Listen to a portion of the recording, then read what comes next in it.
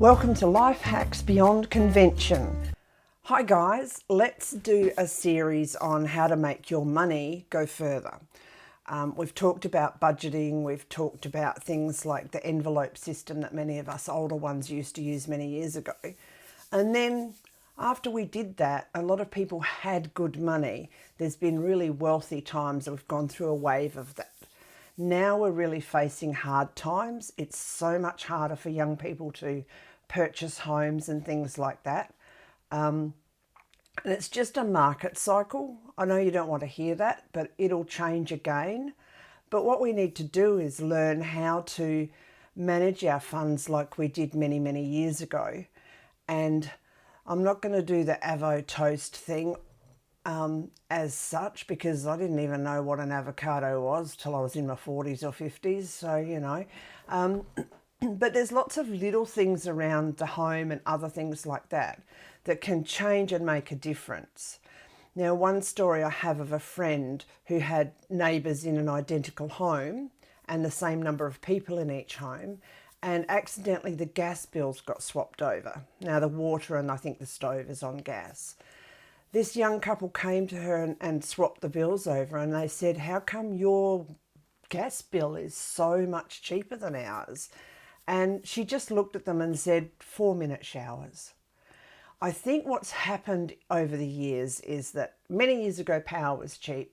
The kids got in the shower for half an hour. Parents didn't really fuss about it because they could afford it.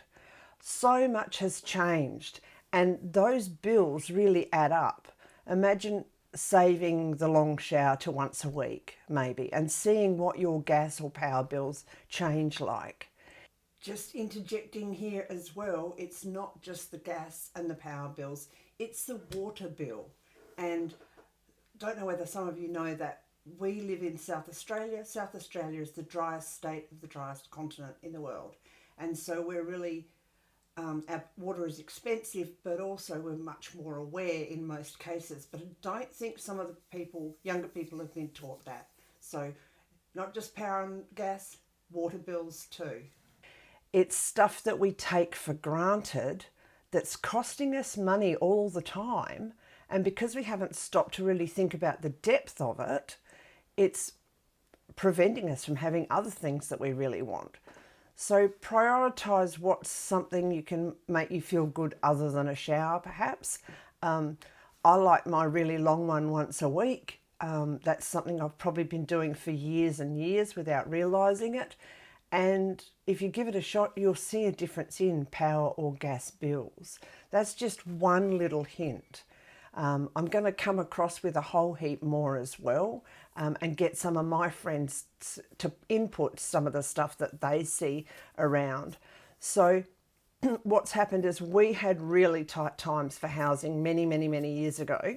Different reasons. We could afford to buy a home with probably several years of full-time pay for two people. Now it's like a dozen to 20.